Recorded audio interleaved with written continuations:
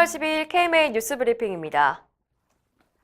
대한의사협회가 미세먼지 문제 해결을 위해서 적극적인 대외 연대에 나섰습니다.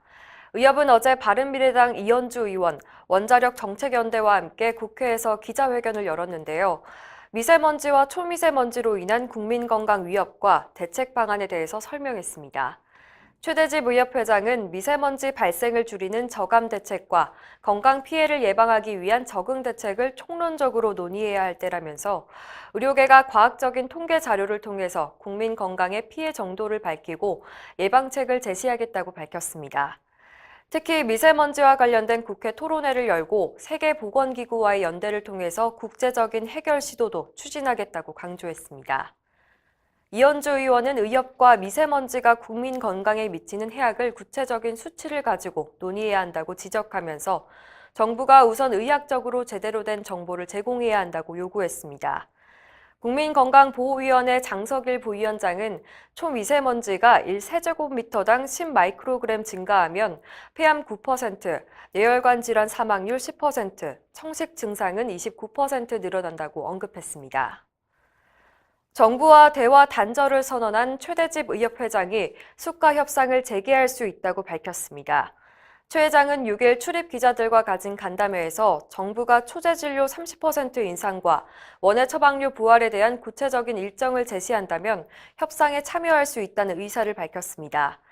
의협이 불참하고 있는 가운데 안전진료 태스크포스와 건정심 회의가 진행되고 있어서 의료계가 소외되는 것 아니냐는 우려에 대해서 최 회장은 투쟁에는 반드시 희생이 있고 일시적인 손실은 감수해야 한다고 밝혔는데요. 안전진료 태스크포스는 이미 의료계가 의견을 내서 80% 정도 진척이 된 상태이고 건정심은 애초부터 불합리한 구조라서 참가하는 것이 의미가 없다고 설명했습니다. 투쟁에 대한 이야기도 빠지지 않았습니다. 최 회장은 집단 휴진은 필요하다고 생각하지만 독단적으로 결정하지 않을 것이고 시도 의사회장단을 비롯한 의료계 리더와 집단 휴진에 대해서 충분히 논의해서 결정하겠다고 밝혔습니다. 다양한 시민사회단체와의 민생정책연대도 활발히 추진하겠다고 말했습니다. 최저임금제를 예로 들면서 소상공인들이 의료계와 연대할 수 있을 것이라고 내다봤습니다. 정부가 병원급 의료기관의 상급 병실에 대해서도 건강보험을 적용하기로 했습니다. 보건복지부 박능우 장관은 어제 업무 추진 계획을 발표했는데요.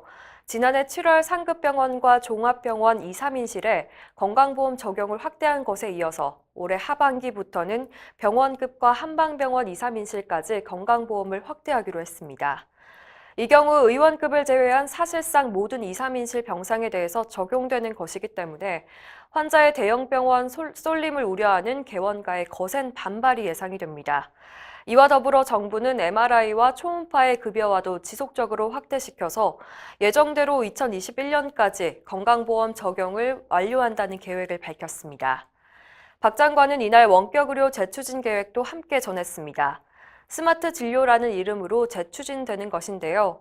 정부는 도소와 벽지, 교도소 등 의료 사각지대에 한해서 의사와 환자 간의 스마트 진료를 허용하는 의료법 개정을 추진하겠다고 밝혔습니다. 어제 뉴스브리핑에서 정부가 인공혈관 공급을 중단한 미국 고호사를 방문할 예정이라는 소식 전해드렸는데요. 고호사가 결국 인공혈관을 재공급하겠다는 의사를 밝혔습니다.